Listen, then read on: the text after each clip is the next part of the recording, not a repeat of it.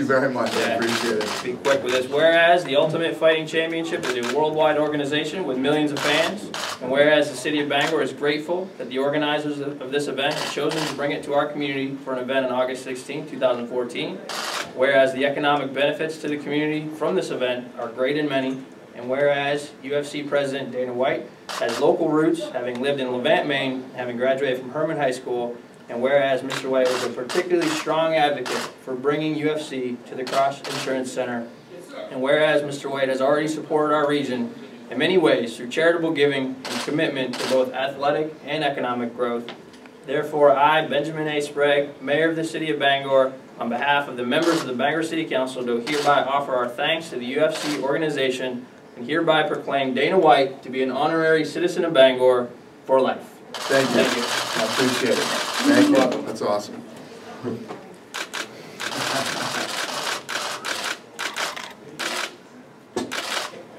And like I said, we're really so proud to have this event. It's a great thing for our community. This is a newer sport in this area. People are learning about it, and I think you're going to have a great event tomorrow night.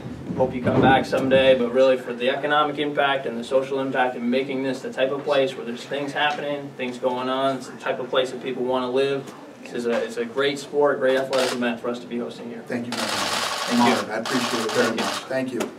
Thank you. Thank you on that. I appreciate it. Thank you. Okay, we have time for a few questions. Dana? And obviously, the casino and the new arena helped make it happen. So, been a big dream of mine. It's great to be here, and I'm looking forward to tomorrow. The card that you have all put together for the show, what can viewers and fans kind of expect if you could, give an overview of the show? Yeah, the co-main event is a great fight. I mean, that's probably, I think that's probably going to be the fight of the night, the co-main event. But the main event is a very important fight in the light heavyweight division. OSP is ranked number 10, Bader's number 8. Bader's been in the top 5. This guy wants to move up and get a title shot, and obviously losing this fight tomorrow would be huge for him if he loses. And for OSP, he beats Bader. He's looking at, he wins that fight, he's looking at the top 6 light heavyweights in the world. So it's a real important fight for both these guys. And the hometown guy, Tim Bosch, how important is a win for him? No, Bosch needs a win badly too. And he's going in against a young, hungry, tough kid. And it's going to be a great fight. I'm happy for Tim. A lot of guys want to fight in their hometown at least once while they're fighting, and I'm sure he thought it would never happen, but we got it done, and I'm happy for him. This is a historic card in a way. There's fights in 9 different weight classes, which is the most there's ever been on a single card. Can you kind of just comment on that and the diversity of this event? Yeah, well, it worked out that way. The injury bug is back that we had a couple of years ago. Guys were getting, just on this card alone, how many different people have been injured and off the card. But we kept it together, and it's a great card. These are the sleeper cards right here. I think that tomorrow is going to deliver, and there are going to be some great fights. Has the community's response worked its way up in terms of the sales of tickets and things? This is one of those events that you come here and our ticket prices aren't cheap, man. They're expensive, and I know that's that's rough for this area. But listen, this is what I wanted to do. I got it done. We're here, and I love it, man. It is what it is. I'm very excited. So. Yeah, we haven't talked to you since you booked Anderson Silva versus Nick Diaz. Can you just talk about how excited you are for that? Yeah, I'm pretty pumped for that fight. Anderson, I can't wait till he comes back. He's one of my favorite fighters, and Nick Diaz. Nick Diaz, it's going to be exciting. That's the fight Nick wanted. That's the fight the fans wanted to see, so we did it. What do you make of Nick saying stuff like he doesn't enjoy fighting and all that kind of stuff? What do you make of that? Yeah, I think, he's Nick Diaz. There's a lot of things Nick says that make him Nick. It is what it is. I believe that he doesn't enjoy fighting. He does it. When you hear him talk about what he does and why he does it, everything that guy says is the reason that he is who he is, and the way that he fights, and his demeanor, all make him Nick Diaz. So it doesn't concern you at all when it says things like he doesn't enjoy it, but he has to do it because it's all he knows and stuff like that? A lot of people don't like going to work, you know, but you got to do what you got to do. He might not enjoy it, but that's what he does. That's how he makes a living, and you know, not everybody is going to love what they do. You know, it is what it is. You know. Is there a sleeper fight on this card, like a fight down lower, you know, beyond the first couple that you're kind of looking forward to? I actually think the ladies' fight is going to be a great fight. Very, very interesting, tough girls. These two girls that are fighting, and the girls' fights are always awesome. You know, 9 times out of 10, they end up stealing all the bonuses from the guys when they fight because they get after it. Is it any different at all watching a women's fight? Not watching a women's fight, but a women's fight as opposed to a guy's fighting. Do you find anything different about them? Well, you know, originally when I didn't love women fighting in the UFC. I looked at it differently, not now. I mean, I'm so sold on women fighting. I'm blown away by how fast, you know, 13, 14 years ago, this whole thing started, and how much it's evolved, and how when you look at, I look at somebody like Ronda Rousey, and she is so empowering to women and to little girls. You know, there was never a scenario ever in the history of the world where a woman could beat a man. Now there is.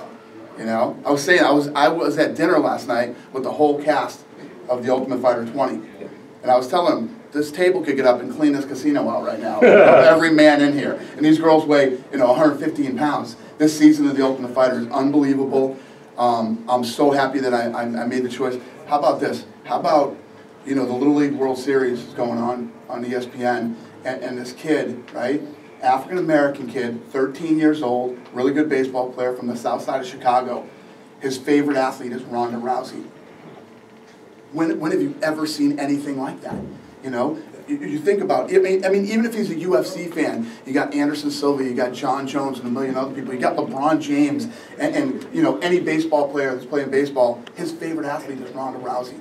Game changer. Game changer. She's unbelievable, and now we got a whole nother group of women coming off this season of The Ultimate Fighter. They're going to do the same thing. I'm really, really excited and proud of this season. And the best decision I ever made was to bring women in. You talk about the evolution of mixed martial arts in the UFC, and obviously the women have been like the current evolution, if you will. Have you imagined what the next one is? Yes? I don't. I didn't see that one coming. And again, going back to, Ronda and, other women in the division, and now these girls coming off this season, The Ultimate Fighter, technically unbelievable. I mean, yesterday we had 2 fights yesterday, and both fights were unbelievable. Great fights, really technical. I love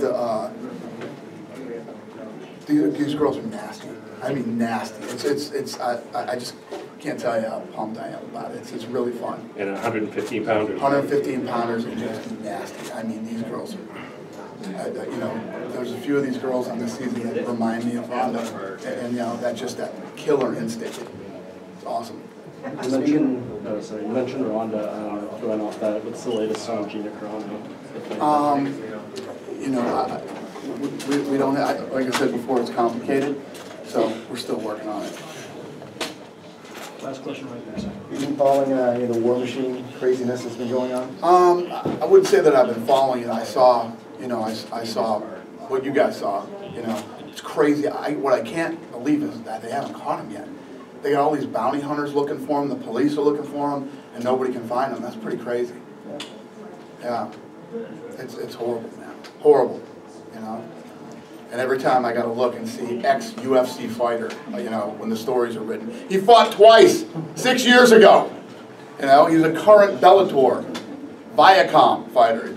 Some of the, I had my staff calling these reporters like, we don't know what Bellator is. And I said, you ever heard of Viacom? That's who he fights for. He fights for Viacom, not the UFC. Isn't that kind of a testament to just how powerful you guys are, though? I mean, if something want, like this happens, they want clicks. They want clicks. They want readers. Come on, how unfair is it? A guy fought two times 6 years ago, right? And he's an ex-UFC fighter. He's been a Bellator fighter since they started, though, however long he's been. You know, it's been years he's been fighting for them. You know, and yeah, I get it. No, not everybody's heard of him, but it's friggin' Viacom. But if you have a guy that was in the NFL 20 years ago and did something like that, everybody would call him an ex-NFL player too. Right. I mean, it's right. But he's a current Bellator fighter. which is easy for us to distinguish from Right. the MMA side, but the, Right. the general mass media side. Right.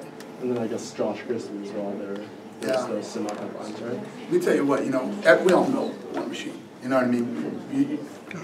When you hear something like that, I mean, it's horrifying to hear about it, but War Machine, you're like, Grispi, I'd have never seen that coming. Never saw that coming. I mean, he just, that kid didn't seem to have that type of demeanor, you know, you never know.